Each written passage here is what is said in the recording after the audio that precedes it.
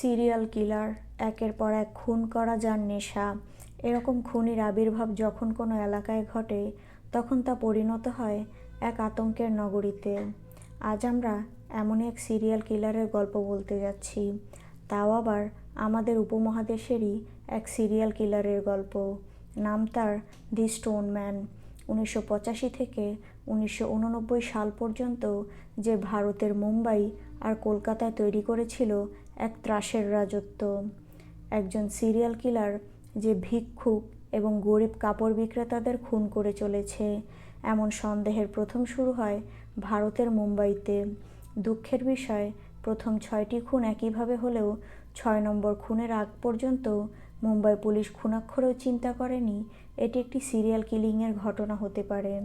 6 নম্বর খুনের পর পুলিশ খুনগুলোর মাঝে এক ধরনের প্যাটার্ন খুঁজে পায়, যা তাদের সিরিয়াল কিলিং সম্বন্ধে ভাবতে বাধ্য করে। খুনগুলো শুরু হয়েছিল 1985 সালে। মুম্বাইতে টানা 2 বছর 12 জনকে খুন করে এই খুনি। তারপর 1987 সালে সে ক্ষান্ত হয়। মুম্বাইয়ের সিয়ন এবং কিংস সার্কেল এলাকায় এই হত্যাগুলো ঘটেছিল। মুম্বাইয়ের এই হত্যাকারী খুব দ্রুতই স্থানীয় জনগণের মাঝে পাত্থারমার নামে পরিচিত হয়ে যায়।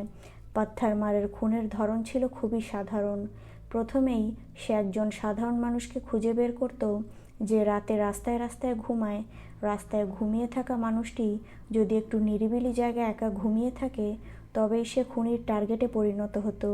একটি ভারী পাথর দিয়ে তখন খুনি রাস্তায় ঘুমিয়ে থাকা মানুষটির মাথা একদম থেতলে দিত।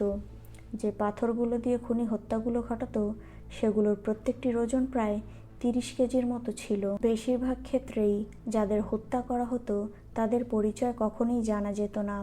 এর কারণ তারা একা ঘুমাতো। এছাড়াও তারা তাদের পরিবার থেকেও দূরে থাকতো। সম্ভবত তারা সবাই ভাসমান মানুষ ছিল, আর মুখগুলো এমনভাবে থেতলে যেত যে চেনার উপায় থাকতো না। এ কারণেই এই হত্যাগুলো প্রথম দিকে পুলিশ একদমই গুরুত্ব সহকারে নেয়নি। এরই মাঝে পুলিশের হাতে চলে আসে এক সুবর্ণ সুযোগ।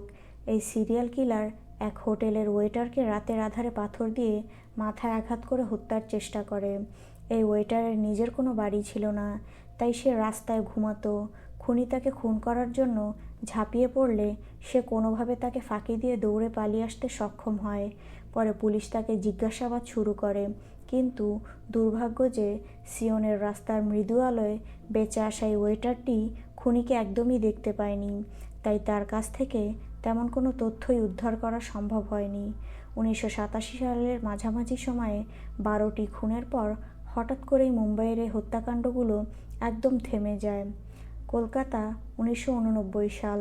তখন গ্রীষ্মকাল চলছিল। জুন মাসের কেবল শুরু। পাথর হাতের ভয়ঙ্কর খুনিটি আবার ফিরে এলো। 1989 সালের জুন মাসে কলকাতায় প্রথম খুনটি করার পর পরের 6 মাসে আরও 12 জনকে একের পর এক খুন করল সে। সারা কলকাতা ভয়ে আতঙ্কে কেঁপে উঠল। কলকাতার এক বিখ্যাত ইংরেজি দৈনিক পত্রিকা প্রথমবারের মতোই খুনির এক চমকপ্রদ নাম দিল দি স্টোন ম্যান। এরপর থেকে এই খুনি সেই নামেই পরিচিত হয়ে গেল, যদিও এটা কখনোই নিশ্চিত হওয়া যায়নি যে কলকাতার খুনি আর মুম্বাইয়ের খুনি একই কিনা, কারণ কোনো খুনি সম্বন্ধেই পুলিশের কাছে তেমন কোনো তথ্য ছিল না। তবে দুই জায়গার ঘটনাগুলোর মাঝেই বেশ কিছু মিল ছিল। বিশেষ করে খুনের অস্ত্র দুই ক্ষেত্রেই ছিল পাথর। যাদের হত্যা করা হয়েছিল তারা সবাই ছিল অত্যন্ত গরিব এবং দিন এনে দিন খাওয়া লোক। তারা রাস্তায় ঘুমাতো, কারো পরিচয়ই কখনো পাওয়া যায়নি।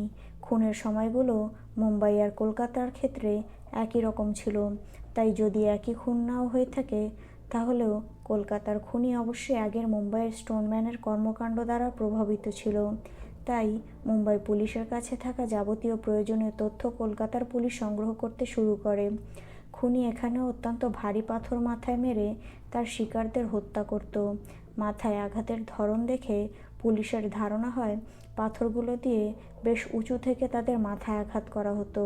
এছাড়াও পাথরগুলোর ওজন ছিল প্রায় 35 থেকে 30 কেজি করে। তাই কলকাতার পুলিশ ধারণা করেছিল লোকটি লম্বা এবং বেশ শক্তিশালী গঠনের, কারণ এত বড় পাথর নিয়ে ঘোরা এবং আঘাত করে মেরে ফেলা কোনো দুর্বল লোকের কাজ নয়। একের পর এক হত্যাকাণ্ড হতে থাকলে কলকাতার পুলিশ আক্রান্ত এলাকাগুলোতে রাতের বেলা টহল ব্যাপক পরিমাণে বাড়িয়ে দেয়। অনেক সন্দেহভাজনকে এ সময় আটক করা হয়, কিন্তু কারো বিরুদ্ধেই তেমন কোনো শক্ত প্রমাণ না থাকায় তাদের সবাইকে পুলিশ ছেড়ে দিতে বাধ্য হয়।